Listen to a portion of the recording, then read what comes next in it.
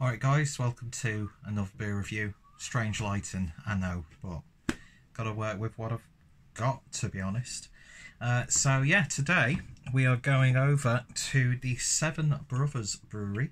A brewery that I've not actually drank from for quite a while, to be honest. And I know they've gone from strength to strength in the past 5 or so years.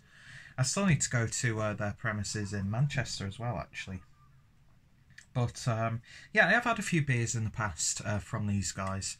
Don't know if I reviewed them. Can't really remember too much about them. I think I had some of the 500ml bottles.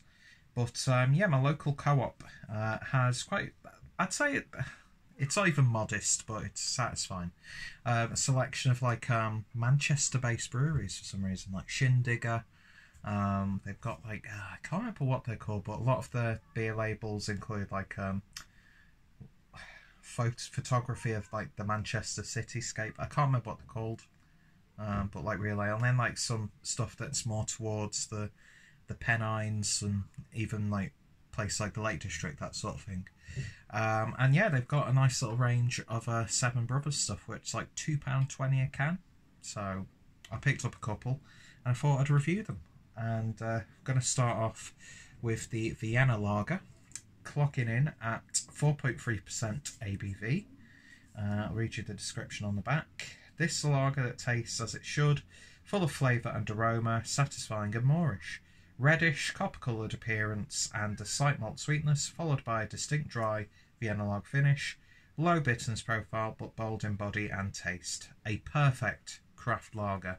And I do like the artwork on the cans. So, without further ado, let's get this open and see what we get. So I'm a big fan of lagers, and I like it when a brewery like this can produce a nice lager without, you know, hopping it to high heaven and just making it like an uninspired pale ale, like a lot of craft breweries do. It has to be said. So yeah, beer in a glass then, and yeah, it's what you expect. Copper colour, slight hints of like a almost like cranberry in there as well. Clear as hell, nicely filtered. One finger's worth of slightly off-white head. Looks pretty much to style so far. Almost actually looks like a Märzen. So let's give it a sniff, and a swirl and a sniff. Oh my god, a swirl and a sniff. And there's actually a slight American citrusy tone coming through. Sweet malt character. It's got that sort of like damp malt. It smells really nice actually. Grassy, herbal. But yeah, there is a little bit of an American hop citrus character. I'm not sure what hops they have used in this, but it smells pretty damn good, and it's been another sweltering day today after we've had a few days of it being normal human weather and being cold and rainy, which I can't wait for autumn. I really cannot wait for autumn. I can't stand summer, although today's been nice because we've had my niece round. We've got a little paddle and pool in the back. Picked up a fridge pack of Bud Light for like £6, 440 cans. I love Bud Light, I'm not going to apologise. Why should you ever apologise for your beer choices? I don't get that. But yeah, so we sat in the pool, got me little chair out, got me feet in the paddle and pool. Of course, caught the sun. Well, mind you, fucking a slight warm breeze burns me because of my lack of pigment.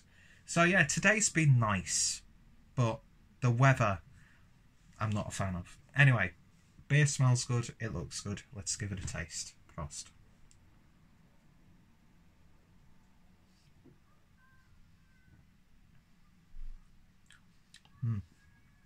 And that is nice.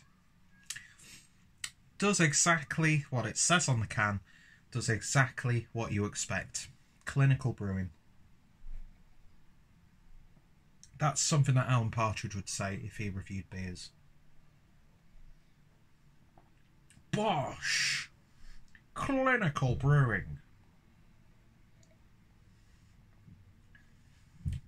Does have quite a big body for a lager of this style and its ABV. It's not heavy by any stretch, but it is bold. It's got a slight creaminess about it. Nice, dark, sweet malt character. I said I was getting like an American citrusy hop note, but I'm not getting that now. Now it's breathing in the glass, making me look... The beer's making me look like I'm an absolute tit, which I already am, but... Yeah, that's devilishly Moorish. I've never used that term outside of reviewing beers, by the way, because I'm not Alan Partridge / Jeremy Clarkson.